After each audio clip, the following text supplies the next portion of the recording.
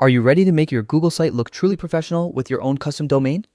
Today, I'm going to show you exactly how to do it, step by step, so your website stands out with a personalized web address. First, head over to your Google site and open the settings.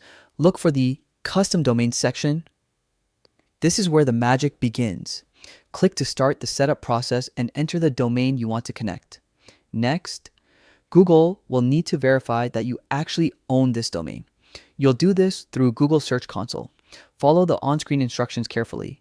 Usually, this means adding a TXT or CNAME record to your domain's DNS settings. Don't worry, it's easier than it sounds.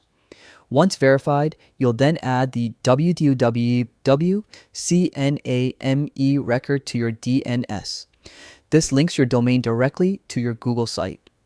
After completing these steps, return to Google Sites to finalize the setup. Keep in mind, it can take up to 48 hours for your custom domain to go live and become visible online. So a little patience is key. And that's it. In just a few steps, your Google site now has a professional custom domain, making it easier for visitors to find you and giving your site a polished official look. If you found this guide helpful, make sure to follow along with more tutorials like this to take your website skills to the next level.